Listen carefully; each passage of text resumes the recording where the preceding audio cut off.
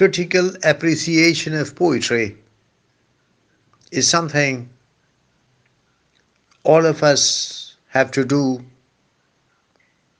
at almost every stage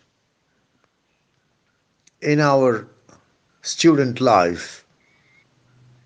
There is no set pattern for critical appreciation of poetry, but over the years I have developed a template which I would like to share with you today.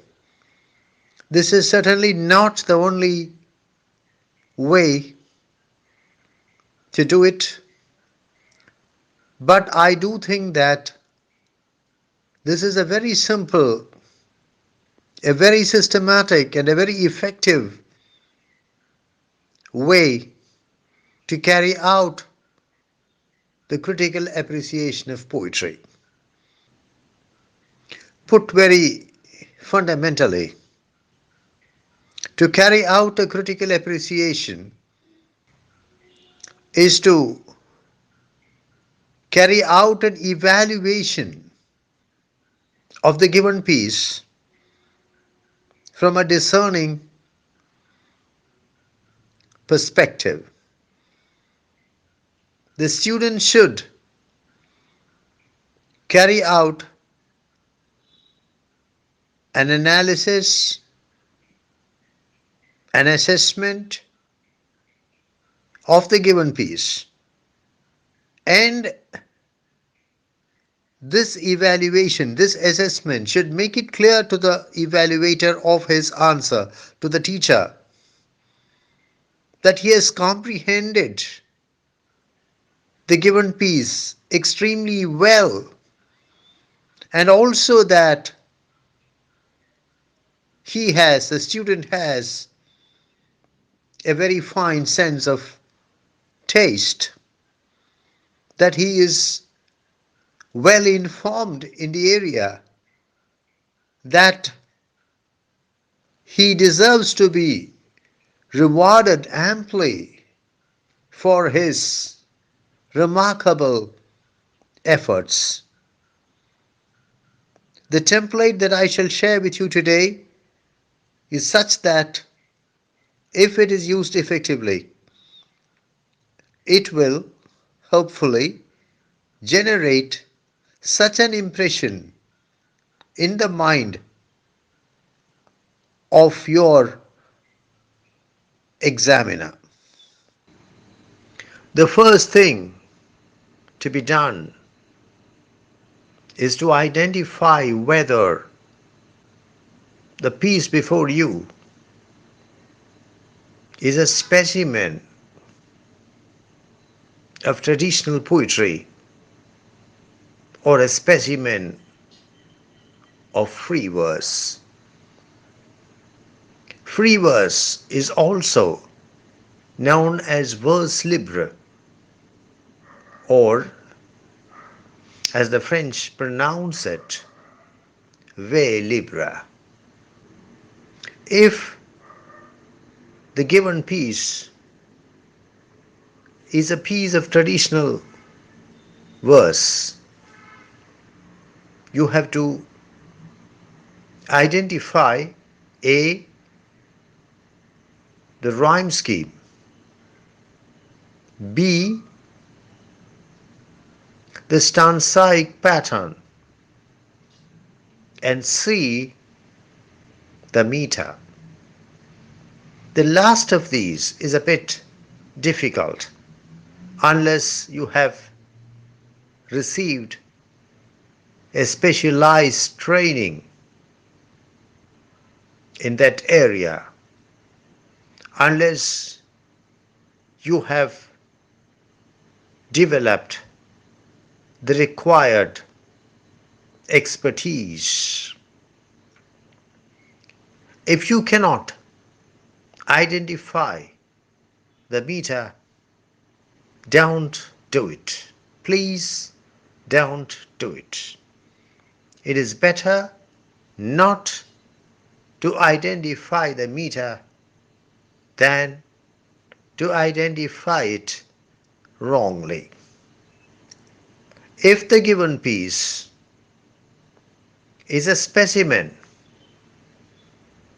of free verse, try to find out whether the poet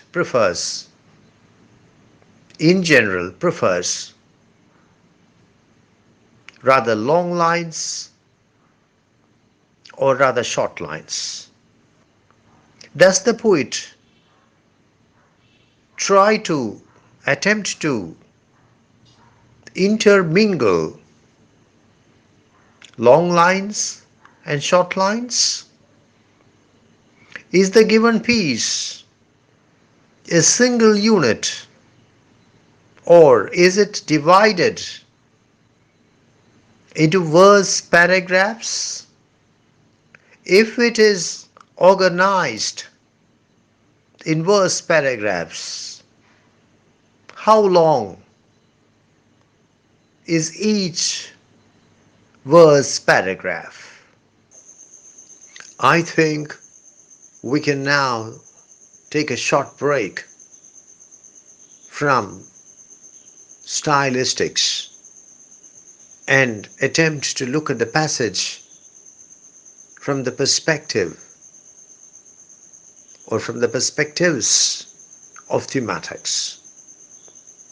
Please don't say that the passage has one theme, only one theme, and that the theme is such and such.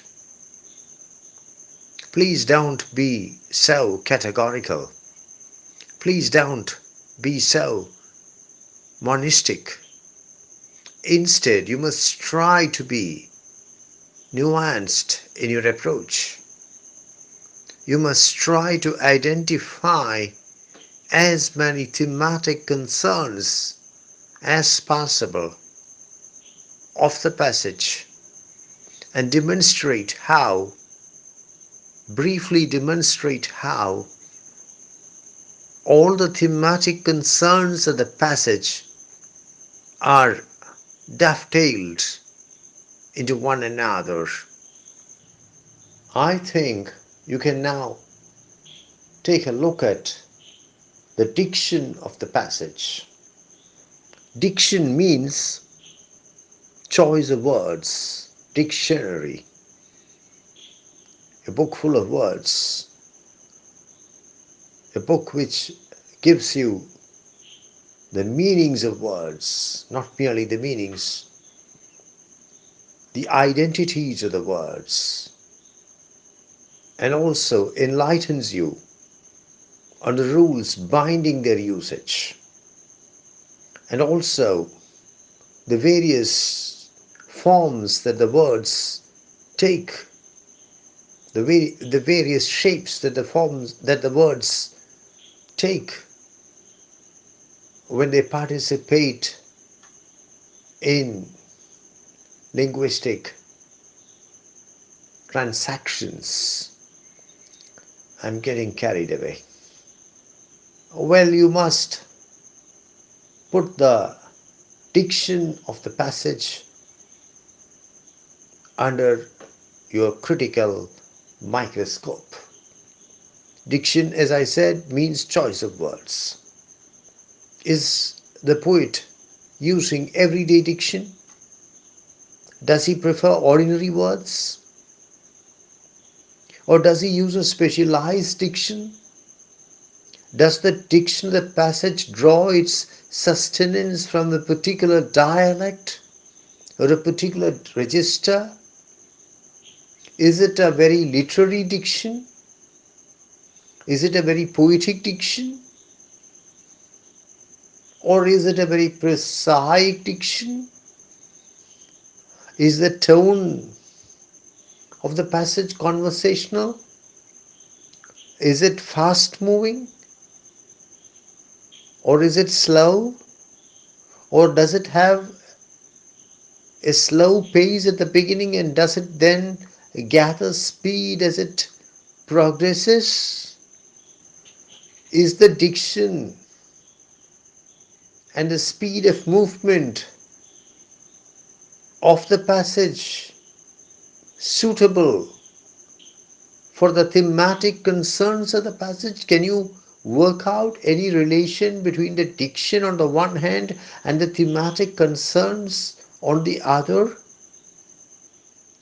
An image is a word picture. One of the reasons why poetry is powerful is that it is capable of etching indelible images in the mind of the reader.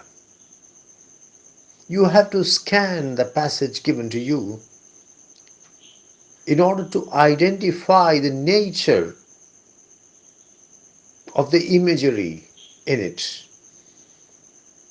Are the images striking? Does the poet display his capacity to generate stunning imagery? From what field of experience are the images drawn? Are they drawn from natural life? Are they drawn from everyday life? Are they drawn from urban life? Are they drawn from village life? How can you relate the imagery of the passage to the thematic concerns of the passage? A symbol is something that stands for something else. A symbol is something which represents some other thing. A symbol means not itself, but something else. Can you identify elements of symbolism in the given passage? Does anything in the given passage represent anything other than itself? In which case it is a symbol? Are the symbols powerful? Are the symbols esoteric? Are the symbols easily comprehensible? You can try to take a close look at the punctuation used in the passage. Perhaps I should have said this earlier. I should have said it immediately after speaking about diction. But better late than never. What is the poet's attitude towards punctuation?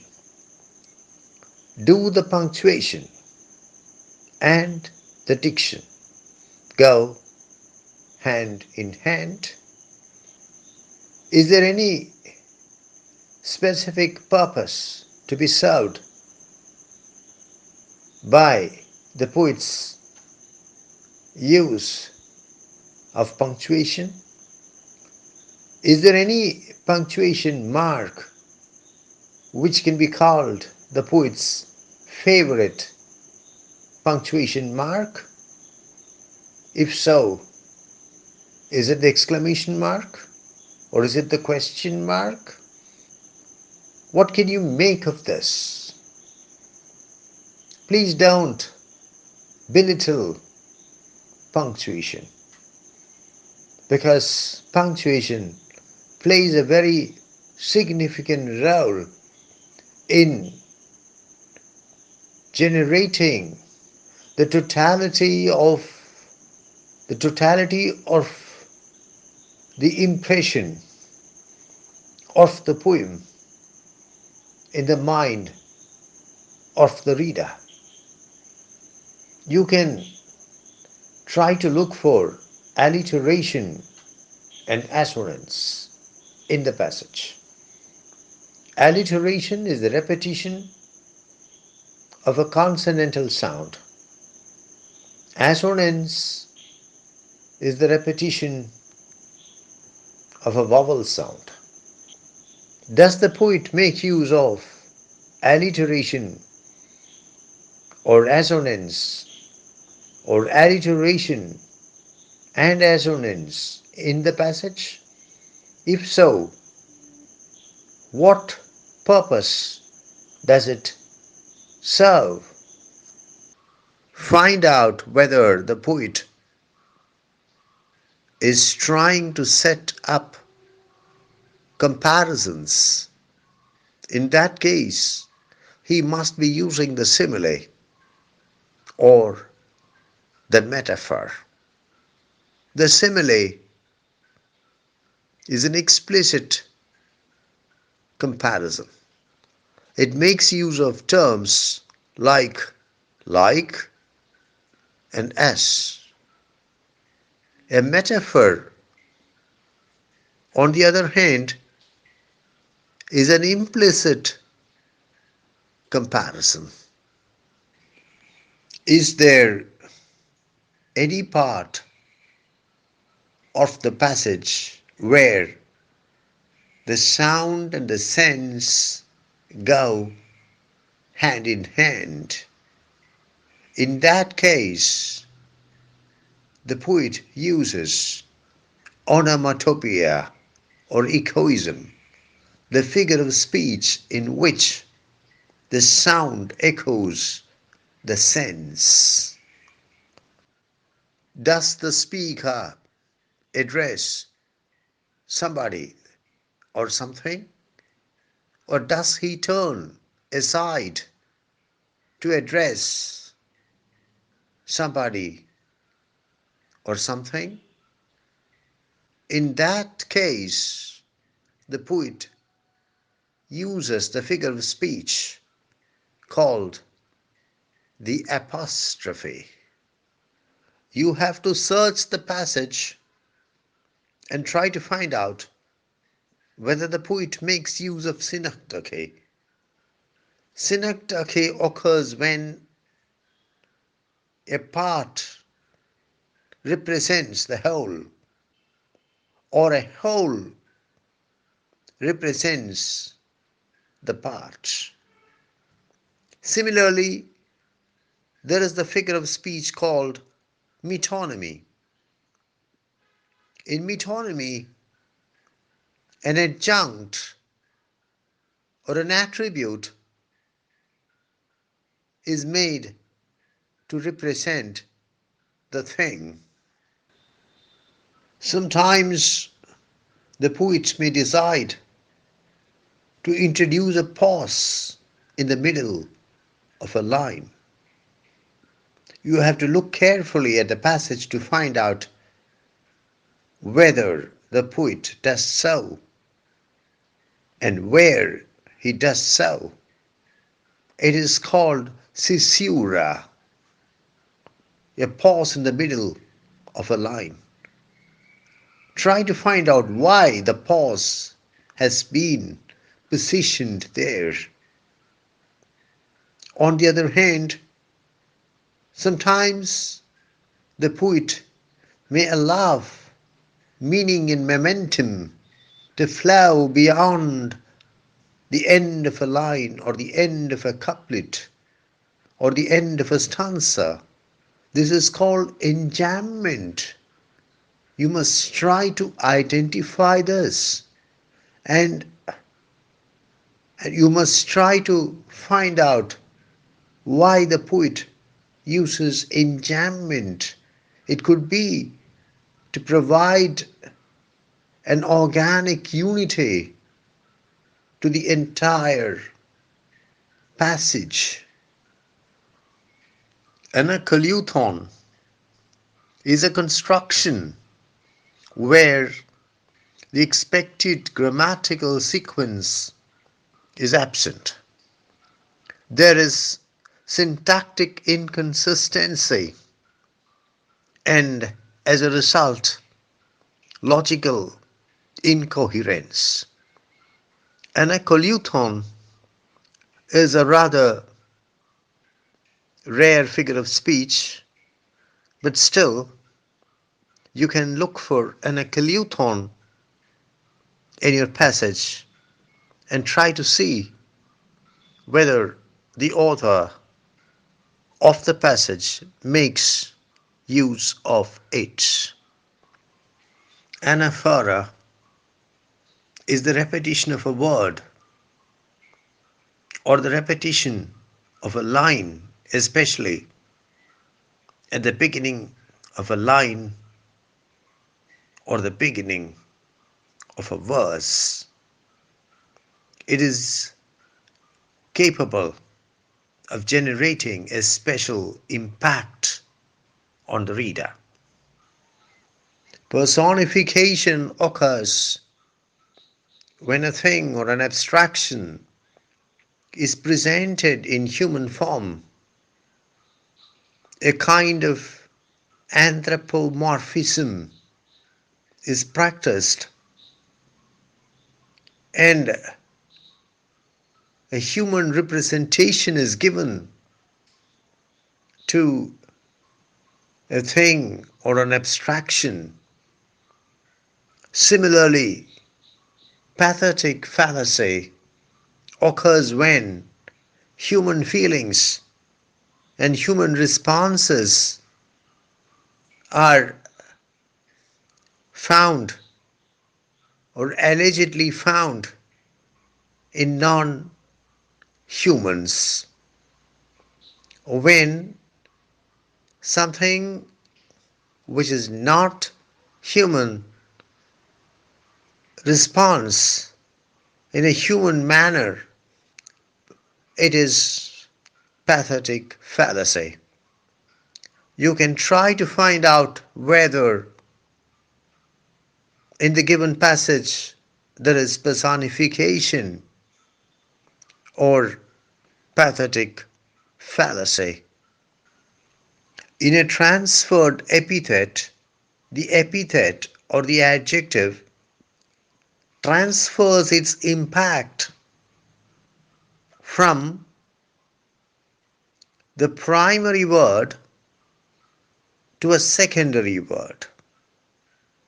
It is not the secondary word which actually deserves the epithet or the adjective, the qualifying word or the qualifying set of words, but the primary word.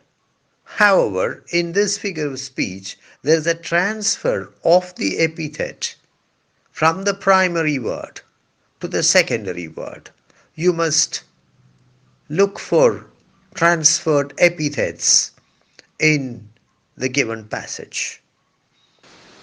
A pun or a quibble is a figure of speech in which the author plays on the different meanings of the word. The different meanings of the word smoothly fit into the context in which the word is positioned. Dr. Johnson said of Shakespeare, or rather complained of Shakespeare in Preface to Shakespeare, I quote from memory, "A quibble was to Shakespeare the fatal Cleopatra, for which he lost the world and was content to lose it." Unquote. In an oxymoron, the two parts of the figure of speech violently contradict each other. You must look for oxymorons in the passage that is given to you. In irony or sarcasm, the speaker says something but means something else. Usually the opposite. Can you notice a tinge, at least a tinge of irony or sarcasm anywhere in the given passage? In circumlocution, the speaker uses more words than necessary and has a roundabout way of saying things. In the given passage, is the speaker guilty of circumlocution? It's for you to find out. Hyperbole is exaggeration. It is overstatement. It is an attempt to present something as bigger, more impressive, stronger, more effective than it actually is. The opposite of hyperbole is litotes, understatement, where the impact, the effect is frequently attained through negation. You must investigate whether in the given passage the poet has used hyperbole or litotes anywhere. We have spent quite some time on figures of speech. Some of you may feel that I have not explained each figure of speech in detail. I have not exemplified them. For example, I shall engage an independent class on figures of speech in which we shall discuss each figure in detail. Each figure in detail, and also consider quite a few examples for each figure of speech. You must remember that this class is not on figures of speech, but on the critical appreciation of poetry. There are a couple of things you need to do, a couple of things more you need to do. You have to make an attempt to find out the correlation between the stylistic component and the thematic component of the passage. Is the correlation problematic? Is the correlation perfect? Try to answer these questions. You can also attempt to evaluate the mood of the passage, the mental state of the speaker. Is it consistent, or is there a change of mood somewhere in the passage? What is the mental state of the speaker? Is the speaker excited or depressed? Happy or sad? Upset or angry? Furious or calm? Can you try to identify the speaker in some manner? Are there clues regarding the identity of the speaker hidden in the passage? Finally, you can try to answer the question whether the given passage reminds you of any other passage, of any passage with which you have familiarized yourself over the years, with any famous set of lines. Does the given passage invite comparison or contrast with any other passage? If you can quote that passage, well and good. But if you quote, you must quote correctly without making any mistake. If you're not sure of the words, you can remove the quotation marks and paraphrase that passage.